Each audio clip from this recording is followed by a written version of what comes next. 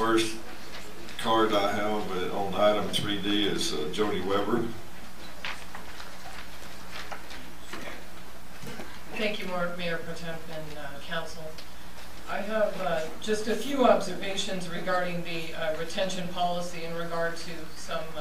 potential contradictions with the government code sections. In particular, on page 17 of the retention policy, the definition of records under the government code section is defined to include electronic communications, which include emails. On page 5 of the retention policy, it appears there's an intent to include emails as a non-record, while at the same time also recognizing that Assembly Bill 1962 includes the transmission of electronic mail as a public record. In particular, this contradiction appears to try and avoid having the necessity for public record disclosure for emails that relate to the disclosure of public business, so therefore I believe trying to categorize email under a non-record would circumvent the Public Record Act disclosure for that particular provision. If the intent is to create a non-record email, then it should have a caveat that the email you're referring to would be for those emails unrelated to public business. So to the extent in which there could be a caveat, then under records, which would be defined in accordance with the government code, you can have email that would relate to public business. So I think there needs to be clarification on that. In regard to the email retention policy statements on page 6, I have but a few comments. The last paragraph, for which the city intends to enact a policy to consider email quote-unquote destroyed as soon as it's deleted from a user's email box, and therefore is then held in the trash folder, I think I cannot find any other purpose behind that except to circumvent the Public Records Act disclosure.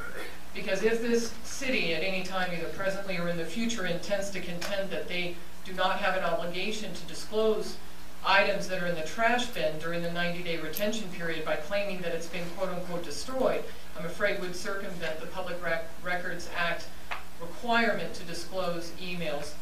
and to allow public disclosure of emails. So I don't believe that there's any necessity for having this particular provision in the policy when you're under an obligation to provide disclosure upon a records request under Freedom of Information or the Public Records Act.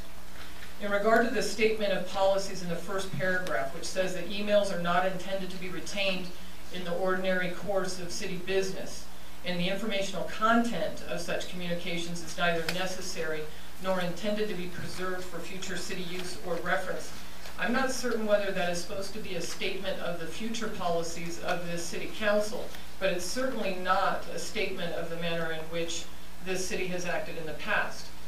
In particular, with regard to certain comments made by city council members, there have been references to emails that have been received by the public, and you've used those emails as reference to support your decisions having been made in passing certain ordinances that will remain nameless for now. But